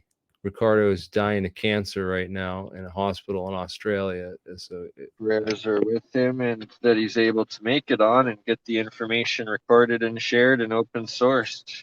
yeah, I'm hoping that he comes through with this info. He's got some new stuff on Bob Lazar, and I don't know. I wanted to see what Jack and some of these other guys who are really good with the math think about his math. Because to me, it just looks like this whole Buckingham Pi theory is just curve fitting stuff, and you could hit any point you wanted and just adjust in the curve fits. So I just don't know if I what to believe with regards to this, but Ricardo did send me a whole big thing, and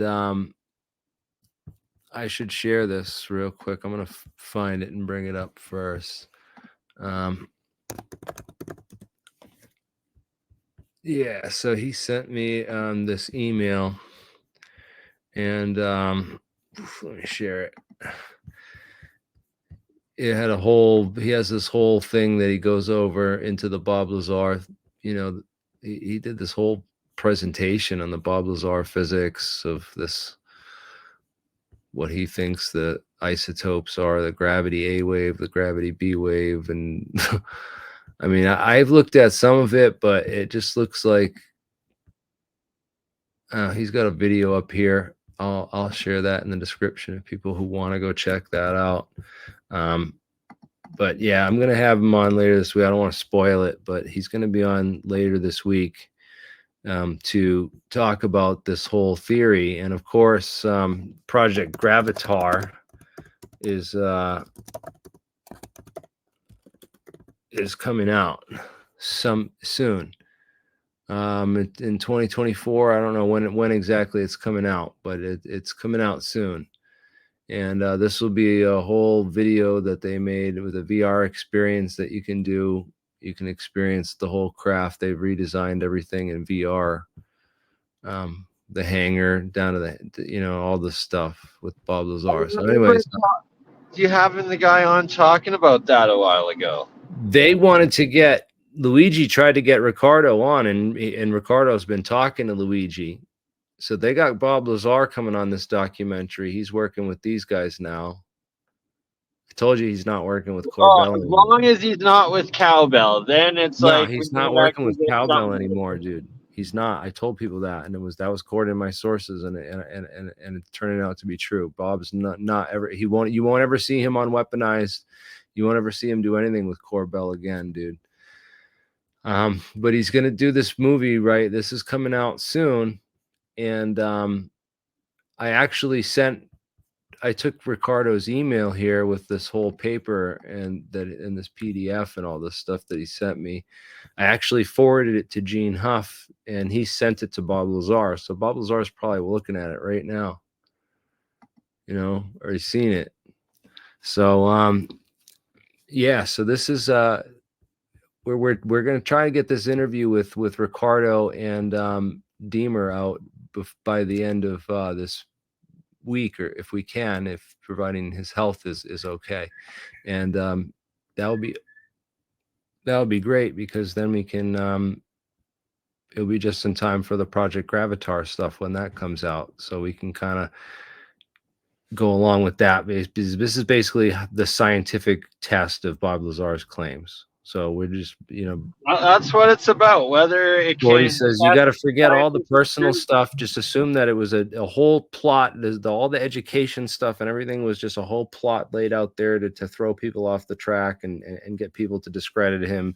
And we'll just go look at the pure science and focus on the science. And if we focus on the science, because all of the personal shit is irrelevant if the science actually adds up, right? Yeah, if the science turns out to be legit, and element 115 makes some anti-gravity or something, or whatever, if there's a stable isotope, that would it would all be over, man. It's all about the science. So that's the evidence. That's another thing I've always thought about is, like, if even like Saturn, Jupiter, especially our star, our sun, but like it's a small star, that there are masses in the galaxy, even our solar system, that could have elements, heavier, denser metal elements like that could exist stably within them. So, maybe it's just a higher dimensional thing. Dude, the science is paid not to add up, man. Look at who funds all the studies and stuff, man. It's Hey, I'm not saying I believe anything. I'm just giving a possibility. I'm saying I believe the science and it can be tested. Solar's all pissed off about the Bob Lazar stuff. He was like quiet for a whole hour during all the physics talk, and now that we're back talking about this, well, dude, our time's coming, man. We'll get you on a debate with Corbell one day, dude. It will happen. And and you can expose all these goddamn liars. But yeah, the whole thing, Ricardo's convinced, Gene Huff's convinced that it's legit, you know, that he still thinks the story's legit. So I don't know, man. We're gonna dig into. We've already dug into that story so deep and exposed so many holes and all that and all and everything. But yeah, I agree, man. It's the science is what matters. And maybe this is all just a big distraction. But hey, Ricardo's dying, and he's a good friend of Todd's, and he's worked with a lot of these guys, like with Ricardo. Ricardo worked with Bernard Haish in that documentary, and the guy that I'm interviewing, Joffrey, filmed all that and put it all together. So it should be an interesting interview. This book is an interesting book if anyone's interested in actually getting Jeremy, it. there's someone in the chat saying if you share the link, they have a blue roof and can refute the claim with some evidence. Also, earlier in the chat, someone was mentioning they compiled a clip or a little video for you of the Edleed Scallon Coral Castle, and we're asking for a link to join if you're up for it tonight. If not, I know it's Yeah, good we'll to do Coral Castle another night, man. I'm tired, as you can tell. I'm yawning and a little bit sure, and I'm sleepy. driving as well, so yeah, definitely. Yeah, we'll save for the another Coral night. Castle. It's a whole nother topic, and we'll dedicate another show to that where we can put an hour straight on that, because people don't like to watch 2-hour videos, man. Nobody got time for that. So especially with all the deep physics that we just lost people with there in the middle. I'm sorry for that. For those who didn't benefit, but for those who did, I'm so glad we did it. The schmuck factor keeps it entertaining, though. That's why Jack's great. The schmuck factor, yes, I agree, man. Especially when I started asking him questions. I was just trying to see if You had to the help G was him big find a G or little correction. G, to make sure he didn't get that confused, because there were other things that were like, all right, That's what the scientific method is: scrutiny and passing. And But then he asked me about the physics, and I knew what the G was and what equation it belonged in, and the basics of it. So I mean, I know some physics anyway. The S is for I never constant claimed to schmuck. be a Dave Chester or anyone. I'm not like one of these guys. I have a bachelor's degree. Oh, I passed 3 semesters of calculus and differential equations. So I got definitely not a dummy. definitely not a total dumbass, but I agree with the comment for the laser and possibly doing a collaboration testing this blue cloth theory of we need to styro. get Pyro. We need to get the laser master involved, dude. Let's contact him for sure. Anybody got his email or a way to reach out to him? Let me know. Send me an email. Go tag StyroPyro. Come on, AlienScientist for blue laser experiments. Dude, yeah, no, I definitely know. Yeah, it was pretty funny, dude. You gotta laugh at Jack. So, well, whatever, man. It's he's the character. And what about the part where he mentioned that the CIA was trying to court him down to Mexico to work on dark project anti-gravity stuff? Like, this is the first I've ever heard of CIA warehouse or anti-gravity projects in Mexico, no? it's really weird. A guy tried to recruit me about 3-4 years ago from Mexico, and I thought it was like some cartel shit. I was like, really weird. It was really bizarre, man. And I won't share his name because I don't want him to kill me, because that dude was loaded, like loaded. Yeah, no doubt. But that would make sense of like, hey, everybody, look for this S4 at Groom Lake. And really, no, it's south of the border. And Yeah. you're in cartel country, so good luck ever getting any secrets into there. We have a better military than the Mexican army. Oh, you see, it's crazy down there, dude. Cartel land, no joke. Man, imagine if it's in fucking Mexico, dude, all funded with the cartel money and everything. The CIA's been down there for years. They killed Kiki Caminera. You saw Narcos. I don't know if you watched that show. Oh, yeah, yeah. It's crazy how much truth comes out in these different TV, Netflix series and stuff. And it's like, these people are still alive. Why are they not being prosecuted? Because like their crimes are being glorified in freaking episodes on TV. Like it's like they've reached just Pablo Escobar status, and you know, where it's like he used to be more famous. Like he was famous, you know, people loved him because he would just give out money, and you know, they give back to the community instead of taxing the shit out of the community. yeah, he's like, hey, here's all the money that the Americans stole from your in factories and sweatshops and gasoline refineries and everything. You know, the banana republics and everything else. Here's some of that money back. Yeah, It's kind of crazy, man. Think about these guys. They were murdered, stone cold murderers too, and the cartel are too. So I don't know, man. I would, but there are nice parts of Mexico, man. You know, like the pyramids down there, like I'm hoping by the end of this year, probably like November, maybe even December, maybe actually for the winter solstice, to do a trip down to the Yucatan and for Chichen Itza again, because we got to get some live recording of doing that clap and testing it, and just it's wild, amazing, and there's lots of UFO reportings around the pyramids down there as well. So it'd be worth it. And I need a vacation, so I'm thinking that's the place to go, and we should definitely do some sort of YouTube thing out of it. Come from Canada, skip right over the US and go to vacation in the next country there. Sounds like a good idea. Well, I guess then while I'm out of country, I'll have you to ever come been back. anywhere in the US? Have you ever traveled anywhere in the US before? Oh yeah. No, I've actually about a decade now ago, but for 5 years I had a companion pass with this WestJet Airlines out of Calgary. So I actually flown probably like 30 different places in the US, like LA a few times, Vegas 15 times, New York once, North Carolina. Vegas 15 times, man. Yes, sir. It's been a while. That's kind of gambling, man, or what? No, at the time I was visiting the partnered with my Honeysuckle Ranch down there. No. So my clothing at the time, I was partnered in a clothing store with MMA fighters and trainers, and was doing an MMA clothing line as well.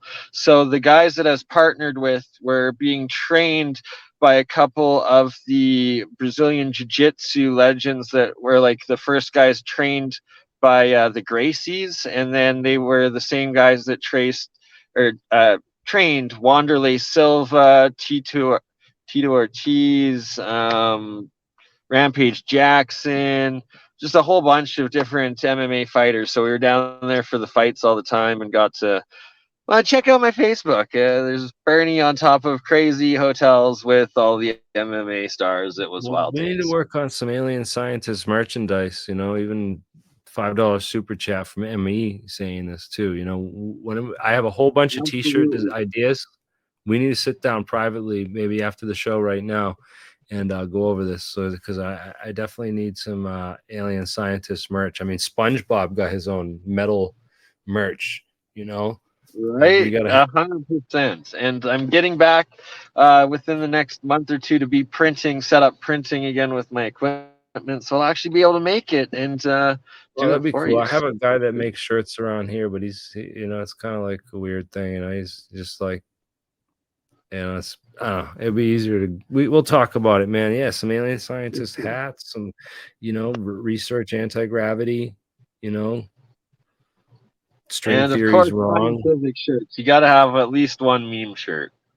We got to have some stupid one, and then we can have diagrams too with the black hole, the white hole, and the black hole, and then the McCulloch, you know, principle explain, you know, different things, you know. And then I want just ones with just UFOs and the whole detailed schematic graphic and the whole technical breakdown right there on the shirt, dude. That would just be awesome too, because people would start talking, you know.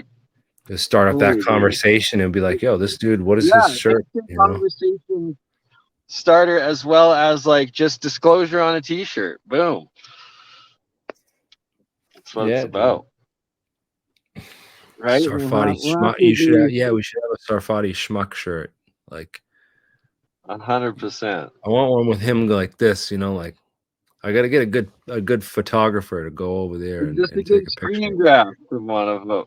I didn't even ask him if he was back. He's got to be back from London. It looked like he was in his apartment again. But yeah, man, it's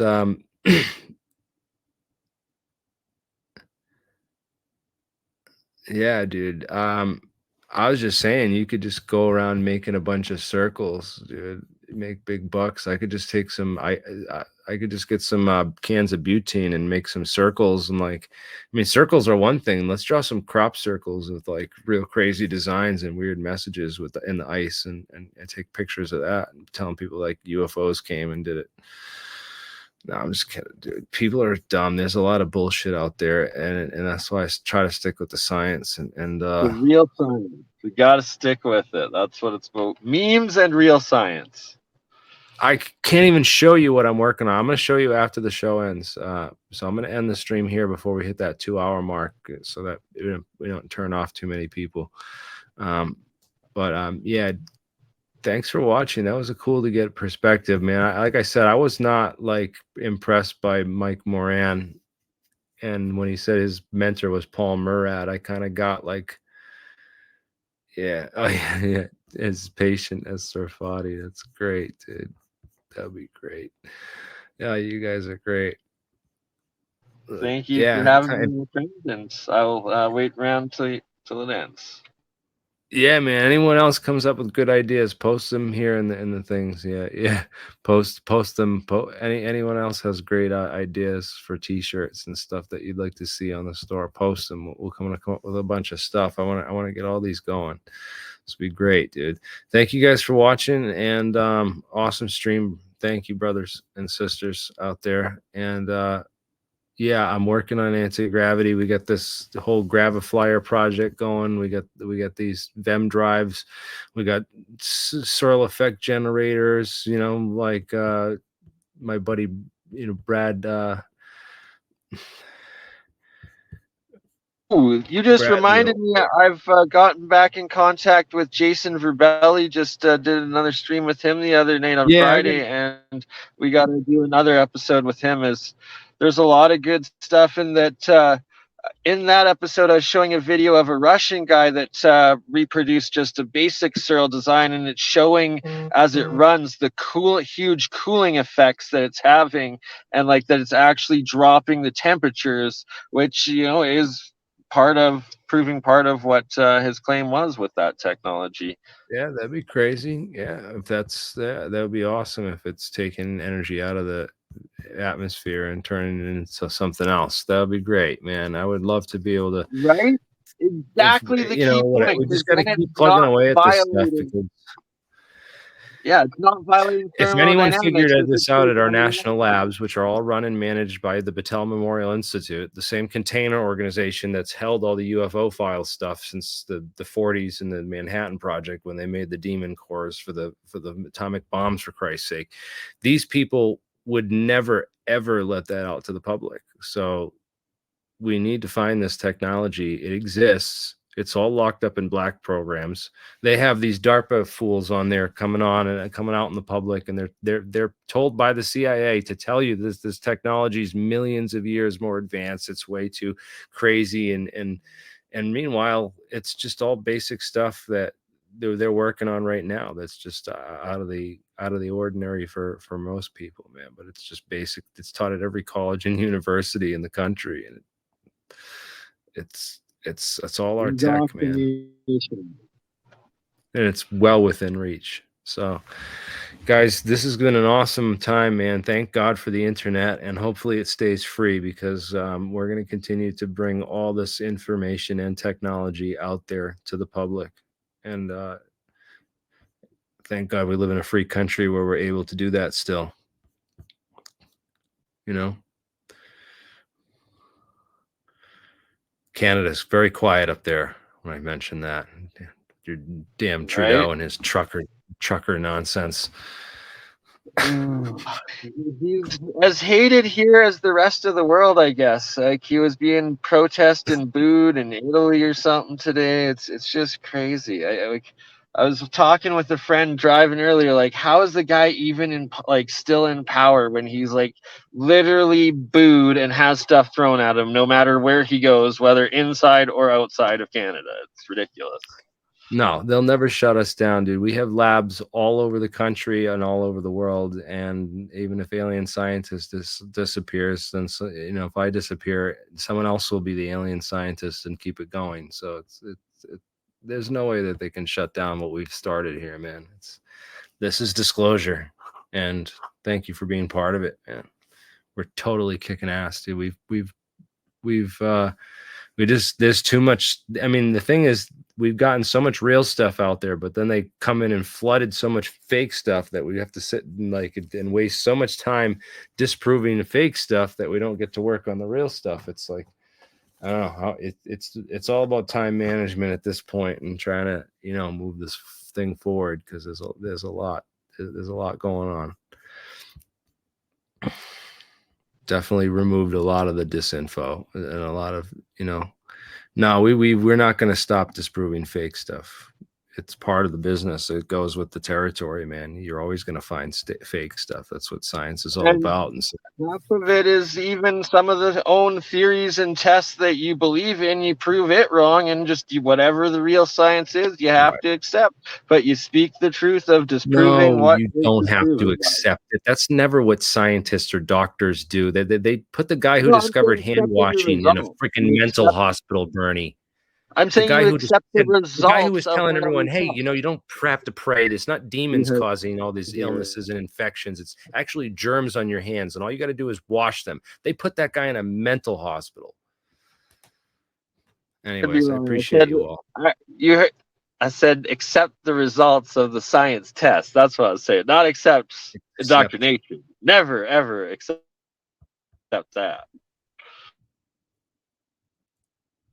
Yeah, man. That's why we love it, dude. It's no longer guesswork, dude. It's all just technical nuts and bolts, man. And that's where we're at with it. Because then you don't have to just say it's all a mystery and it's all, this ain't about entertainment, man. This is about getting us off this rock. This is about getting to heaven and not dying in hell.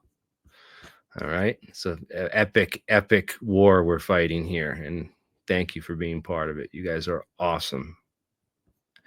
Once again, shout out to Comp Lazart, one of our top supporters here, man. You kick ass, dude.